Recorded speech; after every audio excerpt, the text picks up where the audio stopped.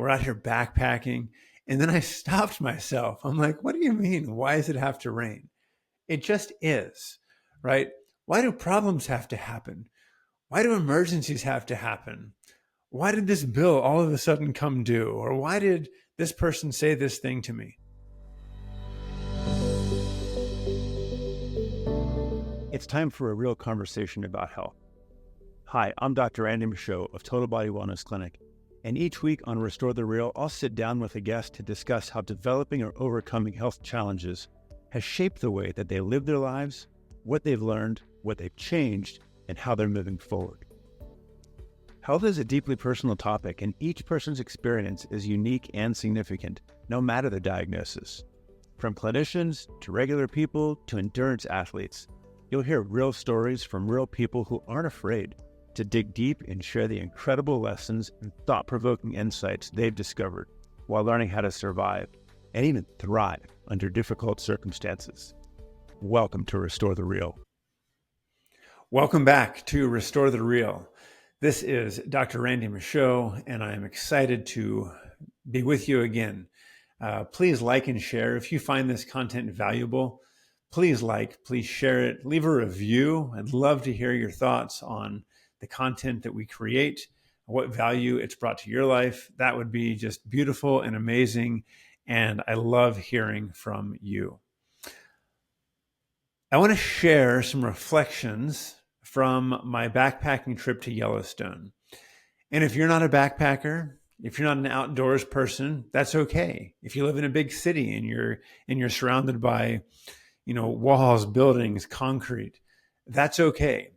There are still things that I believe you will take away from this that will help you go from doing to being. I took my boys to Yellowstone, and I love Yellowstone. I love the Tetons, my favorite place.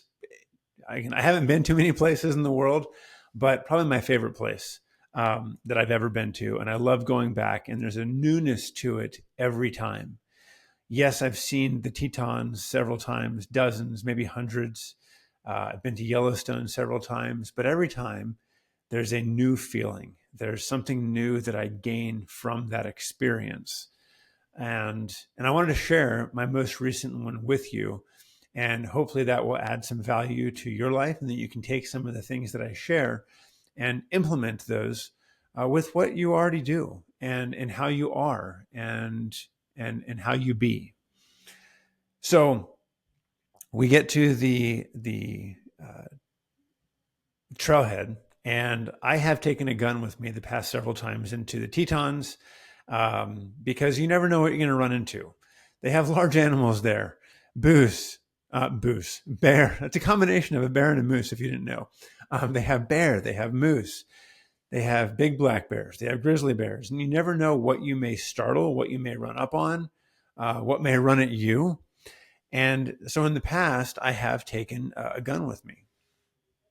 This time, however, when I was getting it out of the trunk, I went to reach my hand to it, and I just felt like, you don't need that. And my mind, right? How many times when your heart tells you something, but your mind says, are you sure about that? Maybe you want to rethink that. And I did for a moment. In my mind, I'm like, yeah, but what if we come across a bear? What if it charges us? What if we startle it and it's running at me or one of my boys? And again, my heart intuition said, you don't need that. And I went with it. I accepted that. I told my boys, I said, I'm not going to take the gun. And they kind of side-eyed me like, are you certain about that? My younger son was like, hey, my 19-year-old, he could take it. And I'm like, no, we're not doing that. We have bear spray. I think we're going to be okay. They probably questioned that, but it was okay. As I started hiking, and even maybe after the trip was over, I recognized that part of that was I wanted to take a certain energy with me into the park. Obviously, I'm already in the park, but now I'm going into the backcountry. That's not my home, right? That's not my environment. I don't live there, but they do. bears, moose. That's their environment. And largely it's still untouched, meaning it is what it was a year ago, 10 years ago, albeit there's some campsites and paths, but really it's still a beautiful, untouched, raw earth. And I feel like if I would have taken that energy with me, carrying the gun, not that it would have brought harm, and not that I'm opposed to anything with guns. I think hunting and all that and having guns is fine, is great. I own a few myself. But I didn't want that energy going with me into the park. I wanted to connect with myself. I wanted to connect with my boys. I wanted to connect with the beauty around me and feel the energy of what God has created for us to enjoy and experience.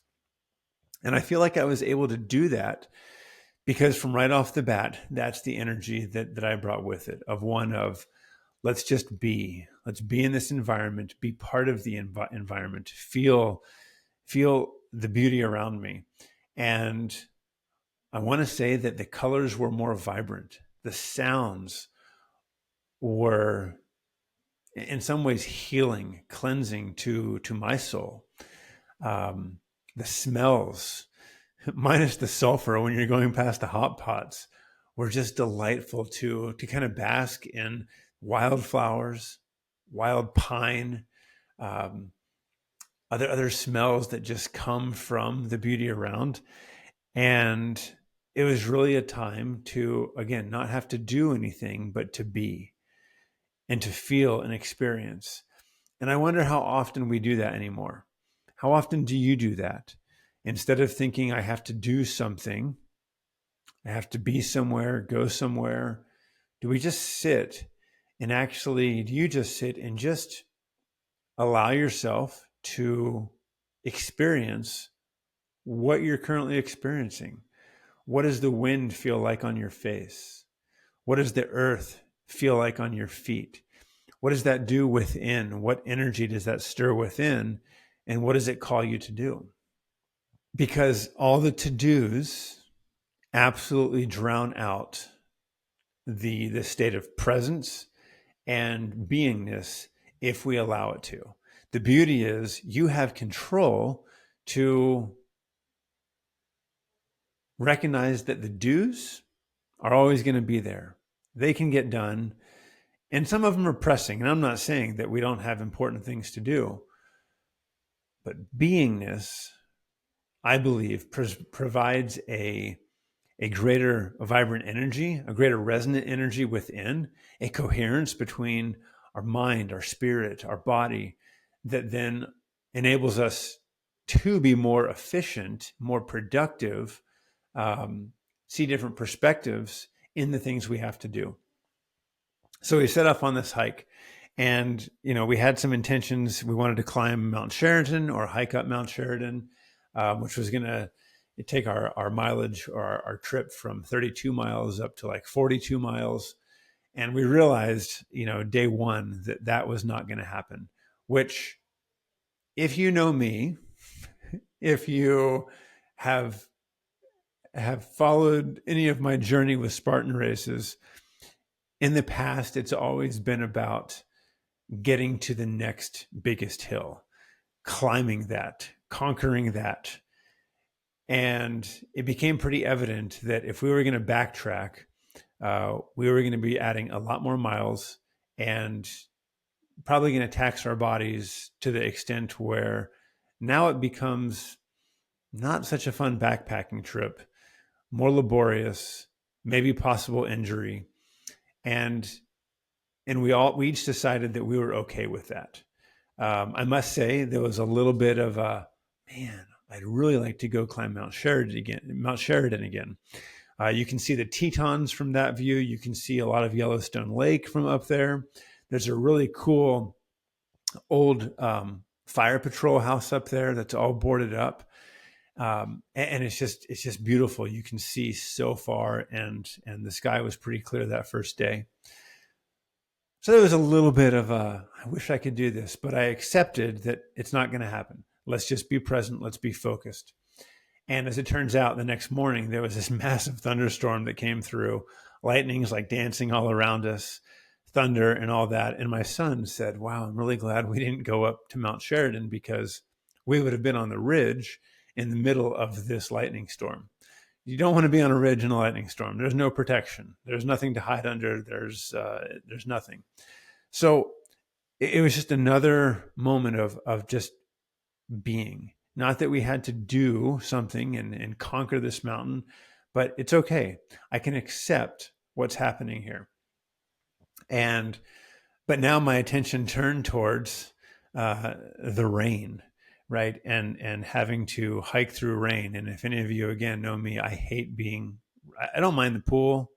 I don't mind getting in the ocean, but getting rained on is like, oh, I can't stand it. But we're getting poured on. And for a little bit, again, my mind was like, gosh, why does it have to rain? Right? We're out here backpacking. And then I stopped myself. I'm like, what do you mean? Why does it have to rain? It just is, right? Why do problems have to happen? Why do emergencies have to happen? Why did this bill all of a sudden come due? Or why did this person say this thing to me? It just does. There are so many things outside of our control. And how many times, if you're like me, how many times have you tried to control those factors that you have no control over? And your mind is going a million miles an hour. And there's so much turmoil and stress inside because you can't manage what you can't control. So that's kind of going through my mind. And I stopped and I'm like, wait a minute. Why am I asking, why is it raining? It just is. And in those few moments, I went from being frustrated that I'm getting rained on. We had rain gear and all, thank goodness. Backpack covers are fantastic. Nothing gets wet. And it was at the request of my son when it started to sprinkle. He's like, oh, we should probably stop and put these on. And again, my thought was, well, let's get a little bit further first. I'm like, wait, why do we have to go further? Yeah, let's just put them on now. And then all of a sudden it just unleashed. Problems are going to happen. Stresses are going to come. Emergencies are going to happen. Bills come due. And yet, can you focus on what's right in front of you? The beauty around you. And in that moment, I began to hear the rain hitting the trees, the ground, my hood. The smells changed. The ground beneath my feet changed. The dust was now gone. And it was just this whole new experience, right? Within the matter of a half hour, going from no rain to rain. And I just really tried to take that moment in and enjoy it, as opposed to in the past, I would have allowed myself to stay frustrated. I'm getting wet. I don't like it. And then I would have missed, probably 3 hours of just beauty around me, watching the glistening in the trees as sometimes a little bit of light would speckle through. And again, to get another whiff of wild pine, and then to listen for any animals or critters. And everything really went still, right? There was some massive loud thunderclaps. Lightning seemed pretty close. At one point, my son's like, I really like lightning, but not when it's like right over my head. And we all agreed. But I was able to just enjoy that whole moment and be present and have this stillness in my soul that allowed me to feel like I was part of the environment, not necessarily an intruder, not someone that's going to try to conquer the trail or, be the ruler over it. No, I wanted to be part of that. And I thoroughly just enjoyed, for maybe one of the first times ever, getting rained on because of the new sights, the new sounds, and that whole state. So in your life, how can you experience the beauty around you? Let me give you a couple ideas. Again, I've talked about grounding before, but instead of just going out with the intention of just grounding and being in the grass, What if you were to intentionally ask yourself, what does it feel like when my foot first touches the earth? Right? If you're sitting in a chair, you're taking your shoes off, or you're walking out of your porch and you're about to step in the grass, allow yourself to experience what does it feel like from those blades of grass hitting your feet to where your foot is firmly on the dirt. Or if you're in the sand, what does it feel like as you put your foot in the sand and now that sand kind of covers up your foot as it sinks a little bit into it? What is that experience? What does that do for your body, your soul? What stirring does it cause? I believe that God has created these things for us, that we are stewards over the earth, and we are not here to conquer it, but we're here to be part of it. And I think that we've so much lost that connection. Um, but on this trip, as I tried to connect and really experience that, it helped me connect more deeply with me and what I'm experiencing, how distracted I actually am on a day-to-day basis, how easy it is to distract myself because I may not want to experience something, or I may think that something is going to be way more challenging or difficult, or that I lack, that I can't get through it. And that's all thought. When I actually do it, it's like, oh, that wasn't that bad. But the monkey mind, right? It alters, I think, what the experience can be. And so I'm learning currently. I have not learned. I am learning to minimize some of these distractions. I still have my vices. Absolutely. I think many people, each of us probably do. But I'm learning and I'm seeing that. Another experience that I had that was really cool. So grounding, so going back. So this grounding, right? Allow your feet, your hands, whatever. What does it feel like the minute they touch, right? What does that do to your body? Is there an energy that you feel? Is there a calmness? Is there a peace? I would say you can do the same thing in prayer, right?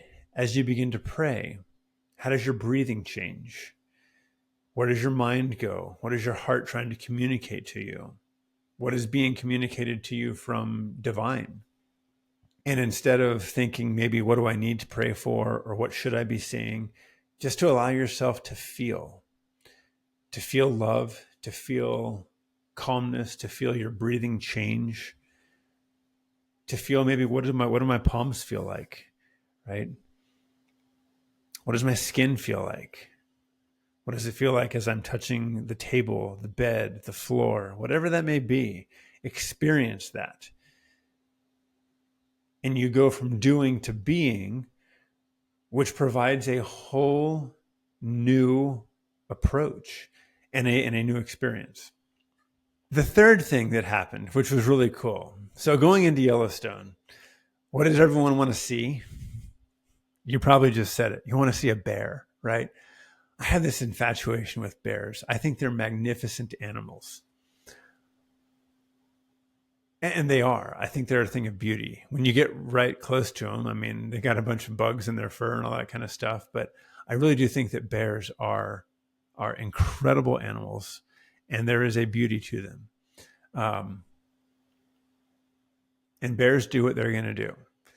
So the first morning when we're at our campsite, I was a little cold. I wanted to get in the sun. So I walked out on this little, there was this area where it was just super rocky and all jagged rocks going in different directions. You've got chipmunks running out through there, little mice, other little, animals just kind of running through, and you can hear them, and it's super cool. And then I'm looking out to Yellowstone Lake, and just beautiful, kind of very calm. Few birds on the lake. And then I see this flash of brown about 200 meters below me, kind of on an incline, right? So it's not like straight down, but this flash of brown enters my view to the left, and it's a bear. And this thing is just running across this, probably the trail down below next to the lake.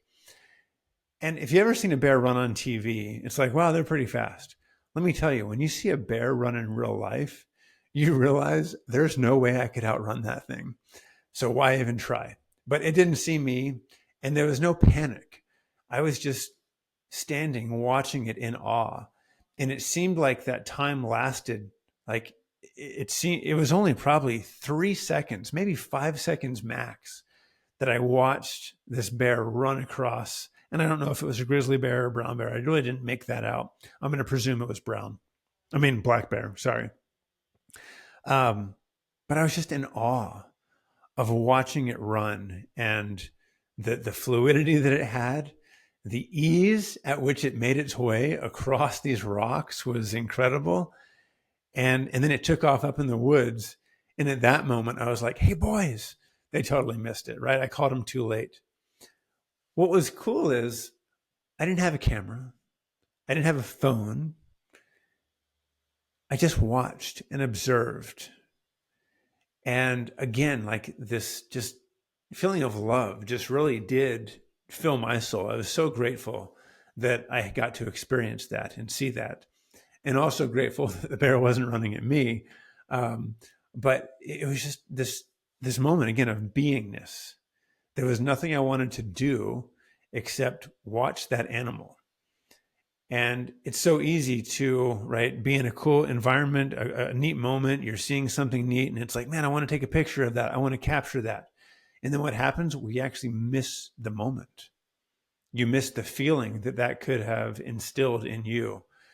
You miss insight that you could have gained by trying to do something to capture that moment instead of just embodying the moment and allowing your cells, your tissues, your organs to just, be, I don't know, elevated by that moment. So it's super cool.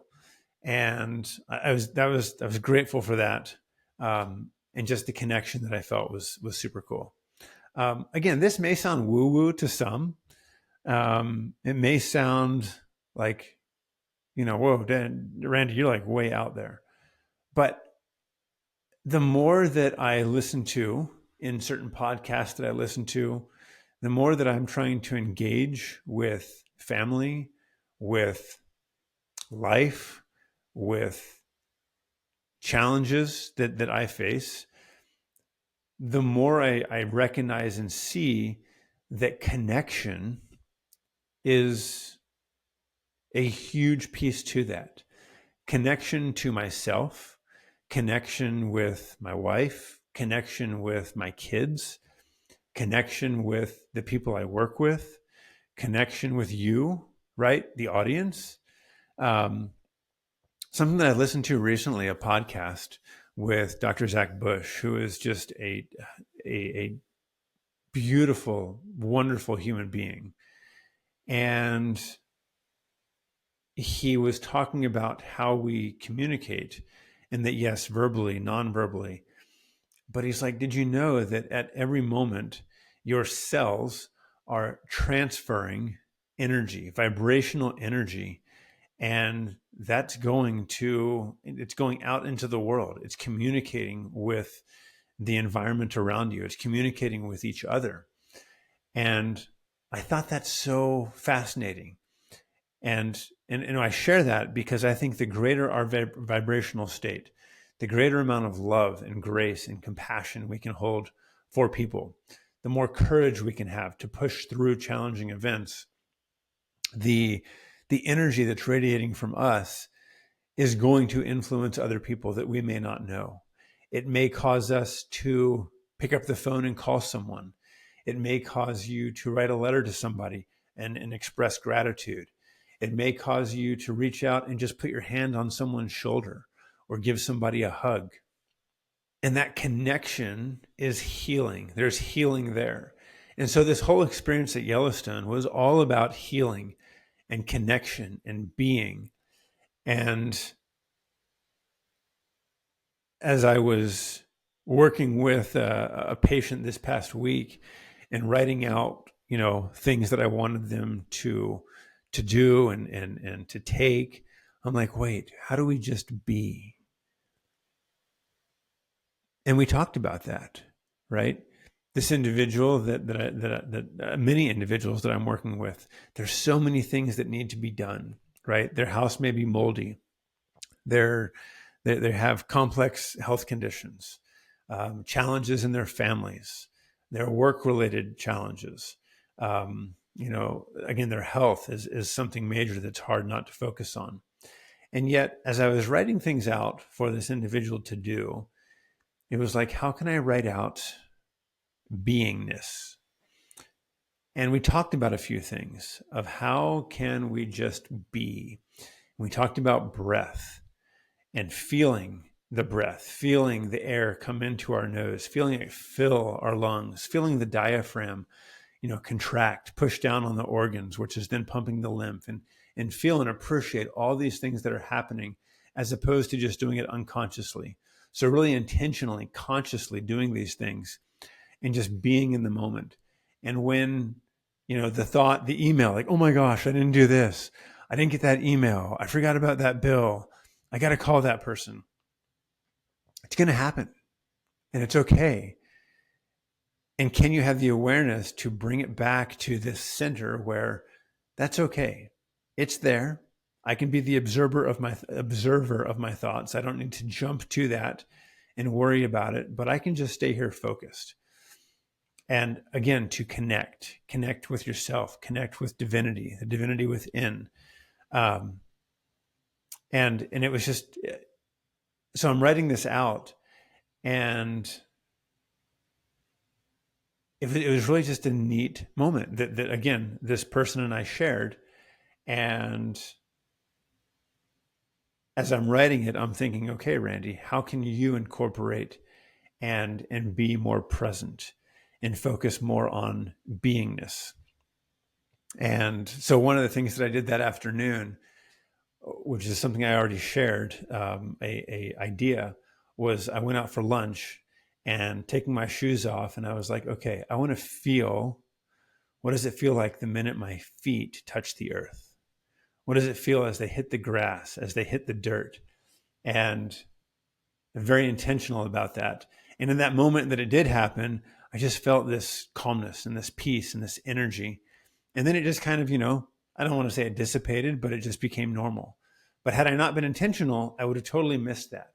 And so it's these small moments that I think we are able to experience every day.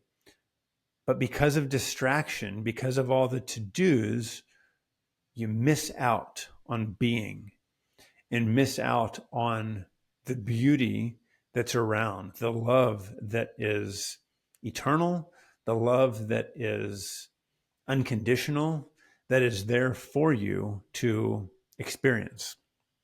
Last thing, last reflection from Yellowstone.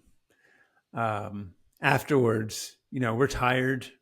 We'd hiked 32 miles. I injured my Achilles tendon, had to walk with a walking stick. I asked my boys, I'm like, hey, if you guys can find like a walking stick, I really need it because I can hardly walk. Normally my hiking pace is like 3.3 miles per hour. Yes, I do kind of track that, kind of nerd out on that.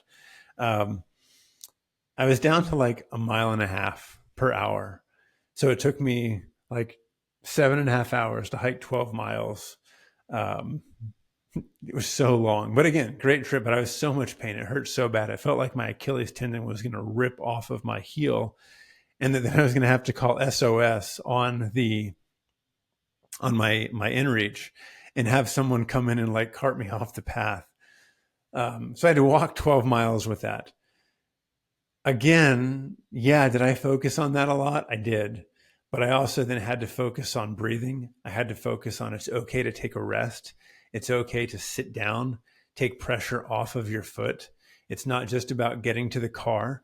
And then once we're in the car, the boys know how bad my foot hurt. And I said, hey, how about we go to Old Faithful? And they both said, we've seen it before. And I'm like, guys, we're here. We're in Yellowstone. Isn't it like a different experience every time? And they both kind of paused. They're like, yeah, why not? We're here. Sure. So we went to Old Faithful, and I'm like, man, this is different. Like the last time I actually went to Old Faithful, I think was like 30 years ago. And I'm like, I don't think all these chairs were here. This visitor center wasn't here. And they're like, Dad, you're old. That was like 30 years ago. And so accepting that as well. But we sat down and we didn't actually see Old Faithful erupt, right? It was going to be another, I don't know, 40 minutes until it was expected. Who knows if it was going to? But it was an opportunity that as we were sitting, waiting, watching people, observing, it would start to kind of like think it's going to erupt, and everyone pulls their phones out to record it. And I made the comment, I said, what if they didn't realize that it's just a park ranger that has to push the button to make Old Faithful erupt? I was clearly joking, right? But they just started laughing. And then our whole conversation went to, like, what if that was the case? So what if it was just the park ranger at any moment, like he's going to push the button, Old Faithful's going to erupt. They're just trying to pack as many people into that area as possible. So it happens. And, clearly we're just kind of joking, messing around. I think one person may have taken us seriously. But just being with my boys, laughing, having a fun time, experiencing that was so beautiful and wonderful. Where again, I could have allowed distraction. I could have allowed, hey, wait, let's get a picture, let's do this. And did I take pictures? Of course I did. Right. I want to be able to have that as a, to just have that. But the majority of the time was spent laughing, talking, listening, joking around with each other. And it was a beautiful moment. Now, do I experience that all the time? No, I often do allow the distraction of my phone to take over. I do allow Facebook to, take over at times and miss out on opportunities. But this taught me, and this helped show me again how disconnected I have been, in seeing how disconnected others are and society is, and how disconnected we are from, again, from God in some senses, from the planet, from the beauty that's here, and gave me a greater appreciation for what we have, for the love all around us, for family, for life, for experiences, and to just sit with them and just be. I had a professor in chiropractic school, Maxine McMullen. It's a neat lady, cool lady. She's passed away several years ago, maybe 10 plus years ago. But she'd always say a phrase, and she's like, it's not about what you do, it's about who we be. And the first couple of times I heard that, I'm like, what are you talking about? Like, that's terrible grammar, even though my grammar is not great, as you've probably noticed. But as I let that sink in more and more, it's about who we be. It is about that. Beingness, presence. There is a healing capacity to that. There is healing that takes place as the vibrational state of our cells and tissues rise up, as we allow love and light and bliss to really fill our souls. And I believe it's in these little moments that we miss because of distraction that are a huge key to helping restore health, restore balance, restore light, restore life to each of us, and to allow us to move through stages of life, stages of illness, chronic health. Are there other things that need to be done to support ourselves? Sure, absolutely. Right? I mean, I write protocols daily for people in terms of what they need to do and eat and actions that I'd like them to take. But I don't think any of that replaces being, putting down the list, putting down the pencil. Maybe journaling is part of being. Maybe creating. If you do any woodworking, pottery, right? That's your being. You're in that moment. You're feeling. So it's not just to say that you have to sit there on the ground, legs crossed, humming, whatever.